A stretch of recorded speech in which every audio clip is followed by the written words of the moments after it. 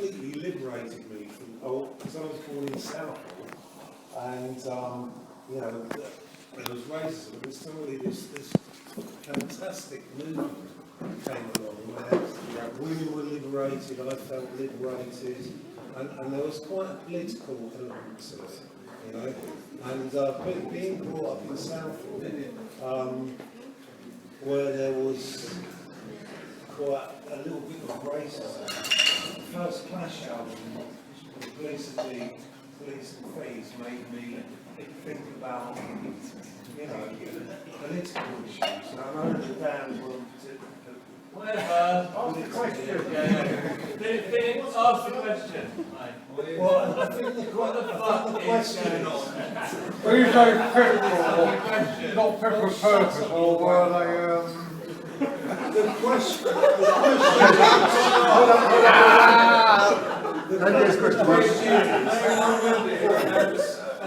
will you stop? The question now. The question is, at that time,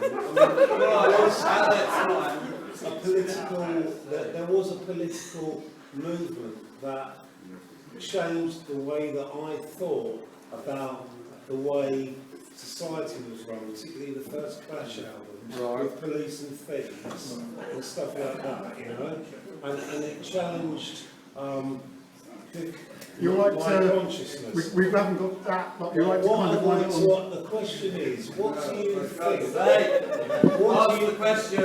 What question you want to ask? well, there's a lot of politicisation because What do you think the music today, this is the question, politically is as relevant as it was back then, when you look at racism and all that stuff? Politics has changed from, like you said. Is there a point to this preamble? So the question is moved on. If this is going to be a political issue, politics has moved on since when a lot of people were unemployed at that time and they wanted to have an escape route. At that time, a lot of music motivated young fellas formed punk bands like the Clash and Pistols and stuff like that. That was what it was at the time. It was escapism from being unemployed, you know. I mean, we did get out of the unemployed syndrome straight away, you know, when we started. Took a while, but then, even then, we was getting crap money for our gigs, even at Roxy. You know, it's just a give and take. You get, either stitch you up, promoter stitch you up, and stuff like that, you know, or club owners. You know, you didn't get a full amount of money, full amount of door money that you would have got, you know, because sometimes those types would be packed out, and I think we got stitched up badly by some of the club owners, you know. Well, this punk rock was just such a marvellous time. I mean, you have to ask yourself, what is punk rock, first of all? It's different thing to different people. For me, personally, no bands at the time were playing any music that I wanted to hear. There was Whispering Bob Harris on you know, his TV programme playing country rock. And you know, there was Rick Wakeman singing songs about pixies and wizards and fairies and stuff like that. And you know, it wasn't really anything that really spoke to me as an awake from Croydon. And there's people all around the country. There was nothing really, nobody making music for us to listen to. So we had to do it ourselves. And we put these bands together to play music that we wanted to hear. None of us thought it was ever going to be successful. You know, it wasn't the reason we were doing it. We were doing it for fun, for our own, and like we made all this, bands nowadays come off stage and they like shake hands with their accountants and their bank managers. We were just like, I mean, Johnny would come out of a dustbin You know, we carry a dustbin on stage. You come out, you know, after singing the first couple of songs in the bin, with a howling feedback, and all, you know, there were people running for the doors. And I thought that was brilliant. You know, the more people you can get to run for the doors, the more successful you were. Really, in my opinion, you know, we were just trying to upset people, and we did it quite successfully. I think that's the point I was trying to make. It liberated people, didn't it? Liberated women, liberated a lot of people. I'm just going to move on to, sorry, I'm just going to, because John's not here for too long, I'm just going to move on to... He's got trains to catch. Now, yeah. Yeah. What is it, mate? Yeah. Yeah, I just want to say thanks very much. I really enjoyed that film, you guys. You know, it's fantastic, and thank you very much. My question is, who invented punk rock? The Americans, because that always annoys me when they claim that, MC5, Iggy and the Stooges, or was it a British thing? Because that's really what I think it was. McLaren, the Damned, the Pistols, the Clash, political, that kind of thing. It's a British thing. Wasn't it a British invention? It's not a snobby thing. Who invented it? Well, it was political to start with, because at that time, a lot of, in the early late 70s, a lot of young men were out of work. They wanted an escape route, so they want to escape into music. You know, that's why these punk bands are formed and stuff like that. Yeah, there was no escape. You know, that is the way it was at that time. You know, they thought, well, that's why the Pistols came about, and that's the way the Clash came about. They were just unemployed young men who wanted to escape into music. It didn't matter whether they could play their bloody instruments or not. They just wanted to go out there and make a bloody noise, you know, but they learned their instruments as time progressed on and all that, you know. And look where they are now. Pistols is a household name, Clash is a household name, Ray's band, The Damned is a household name. And they didn't get there through, they got there through sheer hard work. Because at that time, getting gigs at that time was a bloody impossibility. Yeah, you had to lie, you know. When we went to get a gig, we'd sit in there with a manager of some venue or whatever, and he'd say, what sort of music do you play? And we'd look behind him and see like the flyers on the wall, you know, dub reggae and all that sort of thing. He said, yeah, we play a bit of ska and reggae. And, you know, of course, when you turned up and you weren't playing that sort of music, you quite often had the plugs pulled on you, or the curtain came across as we were playing the song one night, you know, and the manager was going, oh, sling your hook and everything. I think there's one guy at the back. Got a question? Quick. 3 quick questions. Go for it. Johnny, are you playing Brighton anytime soon? If I am, I don't know anything about it.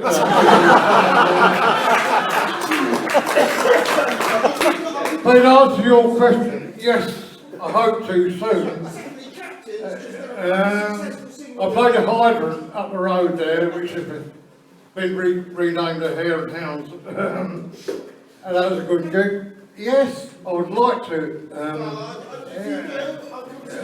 and do a venue in Brighton. I look forward to it. the final releases coming out soon.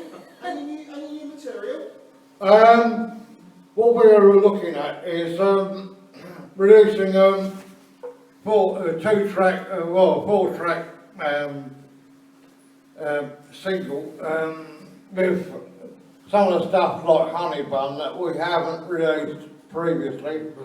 We're looking at that, and we're looking at the possibility of putting them on iTunes. Okay, so Yeah, because I think that will make a more wider than what we've done before. last question. But it depends on whether anybody likes to listen to our music on iTunes. But I'm fairly sure that I will do. Last question, will you do a song now?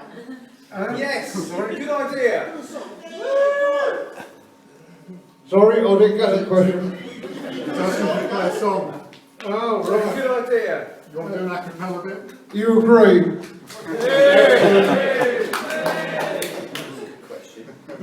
Well, it's just an idea we're passing around with a group and all that, you know. But if we do 4-track CD with honey bun, all the dying and all that stuff, I'll be interested to see how it is received if it's put on iTunes and stuff like that, you know. Watch this space, I think. Just going back to the previous question, it was this is a class structured society. It certainly was in the 70s, and like for people like us and the Clash and all the others, putting these bands together, there was just no alternative really. I mean, you were destined for the shittest jobs going, especially when I come out of school with not much qualifications. I mean, as I think you said in the film, my first job was a bog cleaner, and they said they'd old, when I went off to join the Damned, they said, if I wanted to come back at any time. So we did. We actually got back to play there at the Fairfield Halls, and I went round and inspected the toilets to see if I didn't tell you that Rat Scabies was working there as well at the same time as a bog cleaner. When the Damned formed, Rat Scabies cut off with all his ginger hair, and it was almost persuaded. And then he joined Captain in the Damned as a drummer, I think. And if you had your hair chopped off in 1976, no girl was going to look at you. So it was when I heard Brian James's songs, I thought, well, this is something radical going on, and he was the visionary who persuaded me that really something special was coming, And any other questions for Johnny? He's got to rush on and get a train. I don't know, Brian James, he was a sort of person who liked to keep distance from me. When we first met, I was Brian James was a friend with me, and so was Dave Bain and stuff like that. Well, Dave Bain probably is, I don't know. But Brian James was some sort of bizarre guitarist, he just, he liked anybody or didn't like anybody. But, Brian James is a bit of a weird guy now,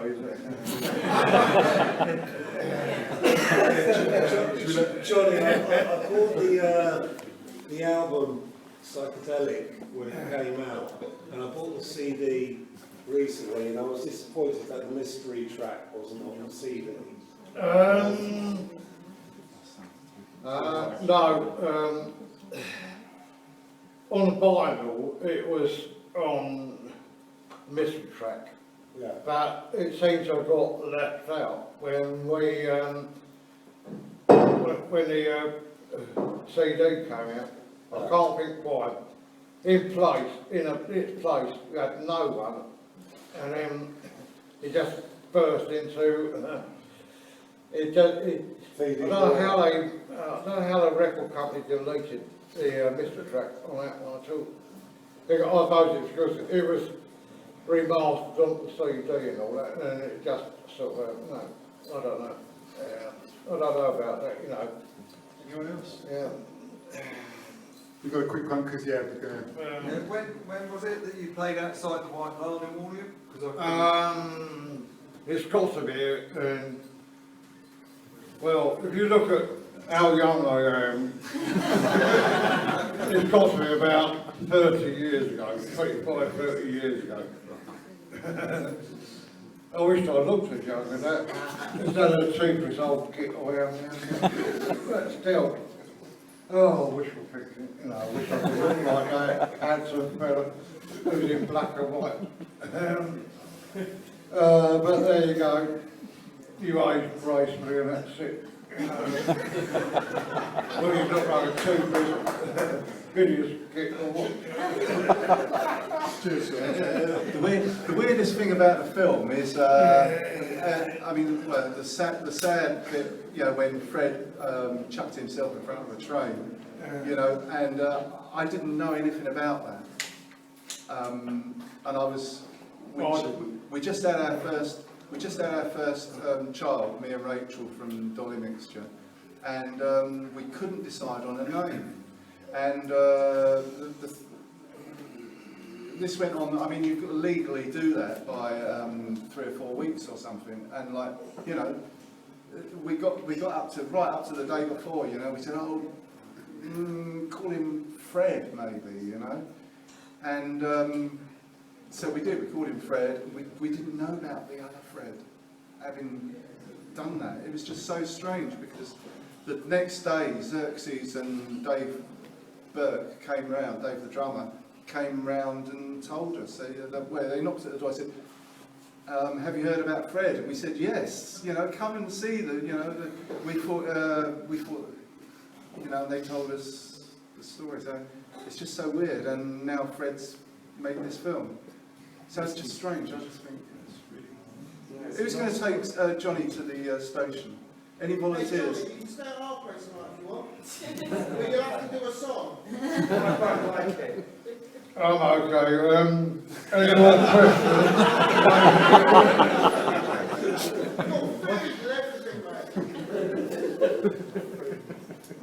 Any more questions? Spiral. Do you still have the tattoo?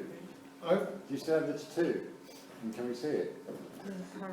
Parrot. Parakeet. Parakeet. Oh, yeah, I can. Johnny. Yes, I can show that. That's inspired, that parakeet. Brilliant. 5 are well spent.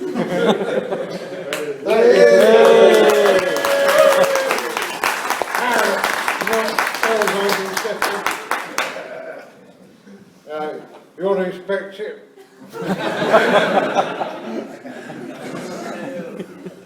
It's a work of art. I'm not shy. David Dimbleby hasn't got one of them. If someone's got an iPhone or a close-up of it. Johnny, can I ask you what music you listen to at the moment? Are you listening to anything interesting? Mostly state quo heavy metal. I'm more a heavy metal fan. I can't stand it. I can listen to stuff going back to Creedence Clearwater Revival and stuff like that. But I'm more like the Deep Purple, Nazareth, Motorhead and stuff like that. But yeah, may not be your cup of tea. But that is my cup of tea. Johnny, I'm walking up station.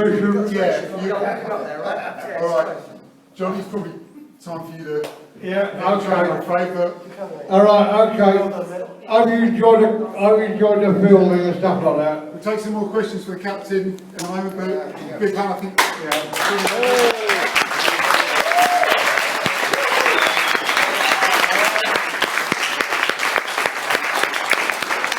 I've enjoyed your company. I've enjoyed the film and all that, yeah? You won't know that it's being shown in Amsterdam and Barcelona as well.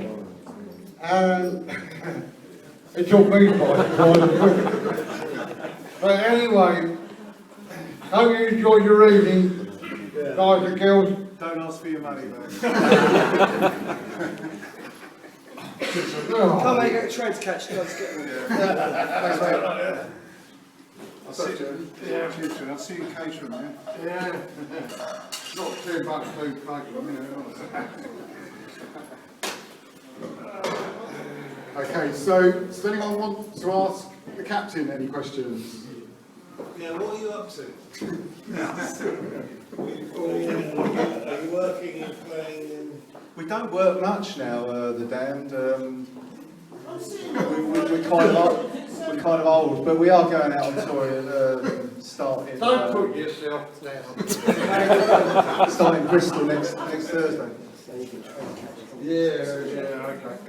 I'll see you later. Don't let him stop at a pub on the way. That's it. What's your favourite day? Good on, mate.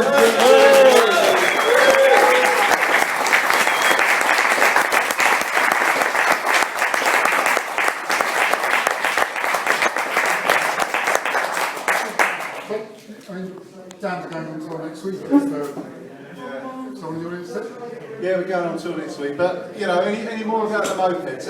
I mean, I did the Damned because I mean, I always chose the thing that was the most successful. Because after being a bog cleaner, there's not much. You know what it is to have no dosh, and there's when we got offered a record label, a record deal with A&M to do Happy Talk. You know, I didn't tell them to F off, I just jumped at the chance, and, you know, I haven't had to go to work since. So, yeah. Just with Johnny Moped t-shirt there. What's your relationship with Brian James now? Do you think you'll ever work with him again, or is it? I love Brian. Brian lives down in Peacehaven. Charlie Harper lives up in Seaford, you know, from the UK South. You know, it's punk retirement kind of home. Three copies of the single. Get Lemmy down here. You and Charlie. Yeah, I did a single with Charlie, so I can't remember what, I lose the train of thought. What was the question? What's your relationship with Brian? Oh, with Brian, yeah, with Brian. Well, the problem is, Brian James was the guitarist of the band. I'm the current guitar player. And there's only room for one in the band, so, I mean, I love the bloke, but, you know, it's like... Do you talk, or is it? Not really, no. Is Dave Vanian and Rat Scabies still in the band? No, Rat left, allegedly he was caught with his fingers in the till, but I couldn't possibly comment. No. He's writing for the Times now, isn't he? He is, yeah. He's a really funny bloke, you know, when you don't have to work with him.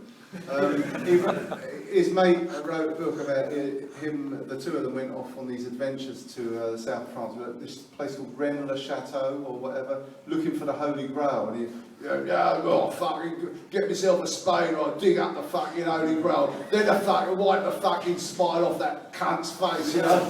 I'll tell you what, there's fucking money to be fucking had here. Bastards. He's a lovely chap.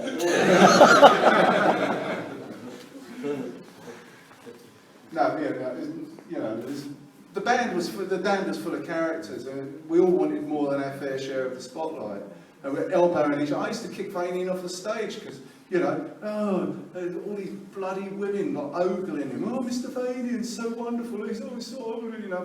What about me then? Get out of here. I'm having some of that. You know, hey! So there was four front men, you know, in the Damned. Anyway, it's not about the Damned. Was that, I mean, did you ever feel that kind of Johnny and the band should have had some of the success that, you know, the Damned and Chrissy and that went on to have? Do you think that was ever kind of on the cards? Well, that's the thing. I mean, what is success in a punk group? It's kind of success is failure. You know, it's an alternate world in punk rock, really. But when, you know, I wasn't going to, you know, it just shocked me when I got to number one. Oh, bloody hell, you know. I couldn't believe it. But, you know, Which track was that? Happy Talk.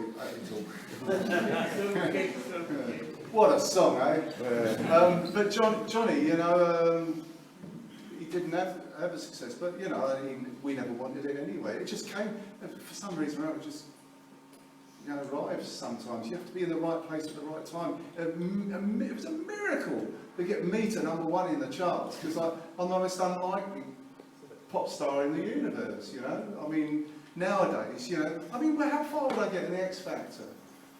You know?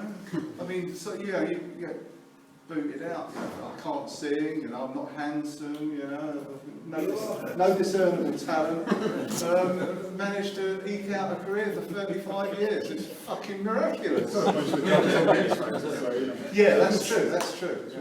Can I ask you about how do you feel about like John Lydon, who wrote probably the most two revolutionary songs in music, God Save the Queen and Anarchy in the UK, and now he's selling butter, British butter, and Iggy Pop, who's selling insurance. How do you feel about? Well, there's it's disappointing.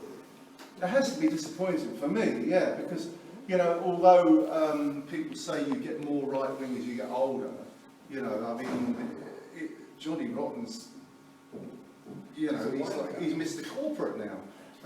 But, you know, he's just an individual and we all do our own thing, really.